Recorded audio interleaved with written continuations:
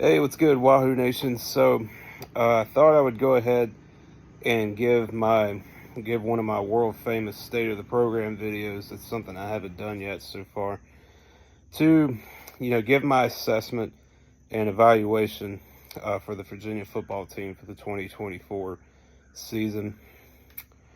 And you know, the the team is looking about like I thought they would.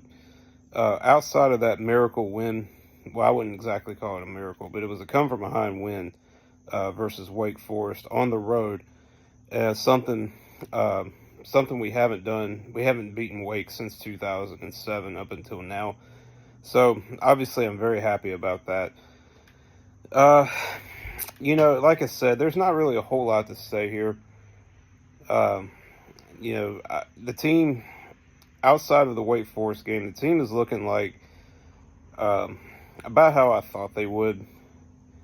So, and I want to talk about, I think the biggest issue right now is probably, I'd say, the quarterback position. And I was not very thrilled.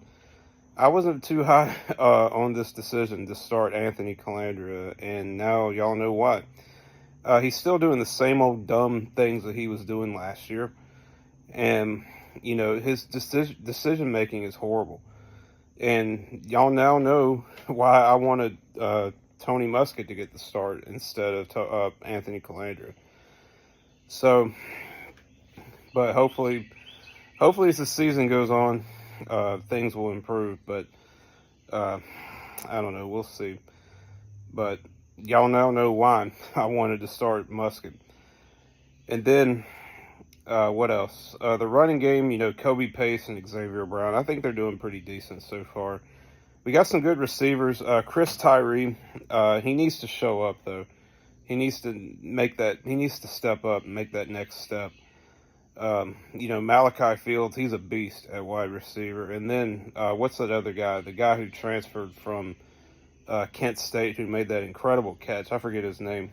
It'll come to me in a minute. But we got some pretty good receivers. I like what I see out of the tight end position as well with Tyler Neville, who transferred in from Harvard.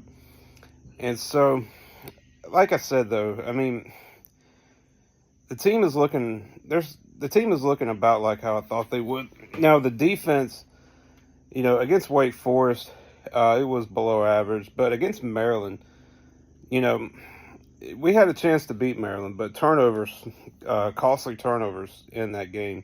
And again, that goes back to the quarterback, because in the Maryland game, I think we had 4 turnovers. And Calandria, he was responsible for 3 of them, for 3 of those turnovers. And so we got to clean up on that. In the Maryland game, the defense, despite, no Cam Robinson, who's a stud at linebacker, and I know we had some offensive linemen get injured in that game, but the defense, outside of maybe 1 or 2 big plays, I thought the defense played pretty good. I'm not mad at that. But we just got to clean up on the mistakes. And, this is an experienced team. You got essentially a second-year starter at quarterback. You got experience at wide receiver with Tyree and with Malachi Fields, and also Tyler Neville. And the defense, I will say this, talking about the Wake Forest game, I love how the defense never gave up. Antonio Clary with that fumble, forcing that fumble. Or no, it was Malcolm Green who forced the fumble, and then the guy for Wake Forest recovered it. And then here comes Antonio Clary just stripping the ball right out. So, like I said, I think the defense overall has been better. They were awful last year, but we still need to find a way to put pressure on the quarterback and whatnot. So we're 2-1 on the season. We had a chance to start 3-0 on the season, but again, it just goes back to mistakes that were made in the Maryland game.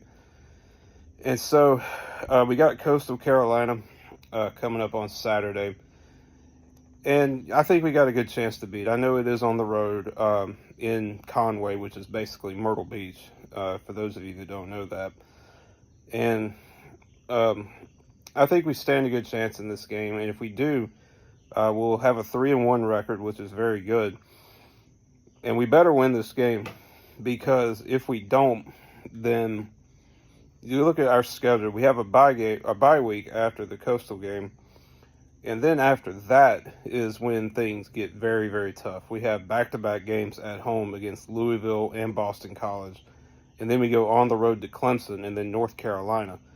So, and then we have a bye after the Carolina game, and then things get tough again.